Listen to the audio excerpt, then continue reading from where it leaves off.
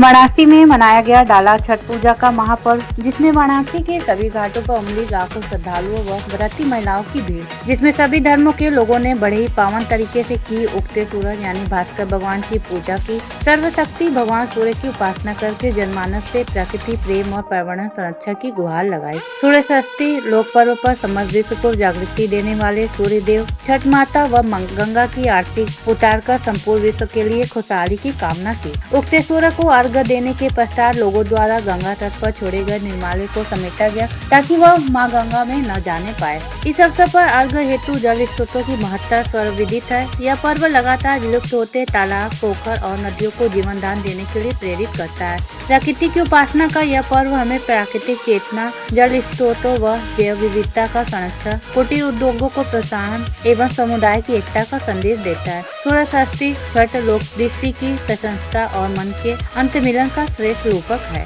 वाराणसी से समीर की रिपोर्ट।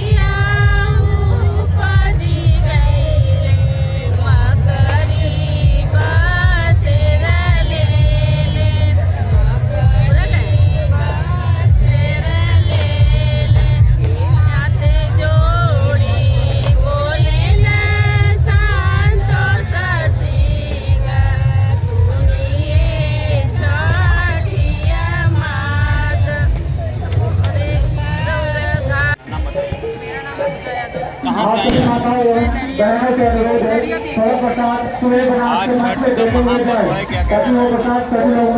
छठ का जो महापर्व है ये बहुत बड़ा पर्व है हमारे लिए। ये अपने बच्चों की लंबी उम्र के लिए, अपने हस्बैंड की लंबी उम्र के लिए, सबके लिए ये व्रत किया जाता है। और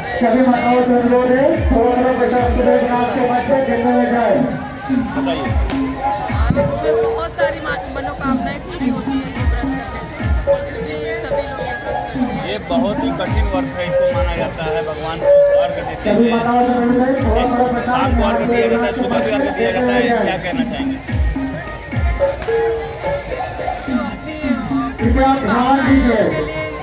बहुत कठिन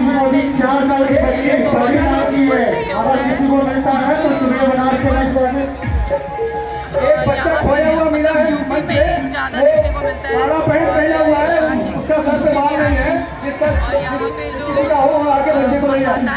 कहाँ से आई? जो छठ है इसकी क्या विधान है, क्या महत्व? छठ माता को बहुत बड़ा विधान है, परिवार के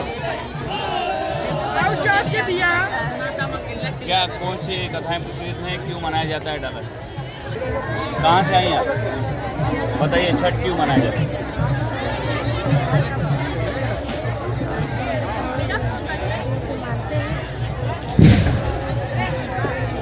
प्रोफेसर विनय कुमार पांडे, पूर्व अध्यक्ष ज्योतिष विभाग, काशी हिंदू विश्वविद्यालय, वाराणसी। सर आज छठ का महापर्व है। देखिए, ये लोक आस्था का पर्व है क्योंकि भगवान सूर्य प्रकृति के प्रत्यक्ष देवता हैं और सृष्टि के आदिकाल से भगवान सूर्य की पूजा होती आई है, इसलिए इनको प्रत्यक्ष देवता कहा जाता है। हमारे यहाँ पुराणों के अनुसार ये अग्निशोमात्मकम जगत का जो सिद्धांत है उसके अनुसार भगवान सूर्य और चंद्रमा ही सृष्टि के उत्पत्ति के कारक हैं, सोम तत्व और अग्नि तत्व के रूप में। तो ये भगवान सूर्य की आराधना से जीवन में समग्रता आती है और जीवन के सब दुख दारिद्र्य दूर होते हैं और आरोग्यता प्राप्त होती है। स्वयं भगवान श्री राम ने भी जब अपने जीवन का महत्वपूर्ण कार्य किया था तो उसके पहले आदित्य हृदय स्तोत्र पढ़ते हुए भगवान सूर्य की आराधना की थी।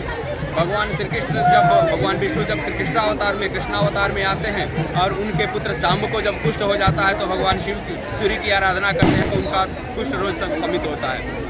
जब पांडवों के यहाँ द्रौपदी जो है कुंती को जब पुत्र की प्राप्ति की इच्छा होती है तो वो कर्ण रूपी पुत्र की प्राप्ति करती हैं सूर्य की आराधना से। द्रौपदी जो है अक्षय पात्र प्राप्त करती है सूर्य की आराधना से। तो सूर्य एक ऐसे देवता हैं, प्रकृति के प्रत्यक्ष देवता हैं जो जीवन में आरोग्यता को प्रदान करते हुए हर तरह की समृद्धि देते हैं। और इसके साथ ही षष्ठी देवी जो है वो कार्तिकेय जी की पत्नी है जो देव माता भी कही गई है। तो वो उनके पूजन के साथ षष्ठी में व्रत रह करके और सप्तमी के जो अधिपति सूर्य हैं उस दिन सप्तमी में सूर्योदय काल में भगवान सूर्य की आराधना निश्चित ही सामान्य की अपेक्षा अनंत गुने फल को देने वाली है। सर ये काशी की जनता को क्या कहना चाहेंगे? निश्चित ही सभी को आज यहाँ आकर के ना हो अपने घर पे ही जरूर भगवान सूर्य को अर्घ दें क्योंकि यह दुख दारिद्र्य और आरोग्यता का द्योतक है। सर ये दारिद्र्य को दूर करते हुए आरोग्यता को देने वाला है। सर ये पूजा कहाँ से स्टार्ट हुई है और किस लिए स्टार्ट हुई? देखिए, ये प्रकृति देखिए ये जो स्वरूप वर्तमान में दिख रहा है ये परिवर्तित स्वरूप है।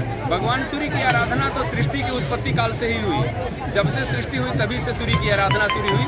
अब क्योंकि स्वरूप इसका परिवर्तित होते हुए वर्तमान स्वरूप में हम लोगों को देखने को मिला है, जैसा हमने आपको उदाहरण भी दिया कि स्वयं भगवान श्री राम ने, भगवान कृष्ण ने और देवताओं ने, ऋषियों ने भगवान सूर्य की आराधना की थी। हनुमान जी को समग्र बल जो है भगवान सूर्य से ही प्राप्त हुआ था। तो इस तरह से सूर्य की आराधना प्रकृति सृष्टि के आदिकाल से चलती चली आ रही है।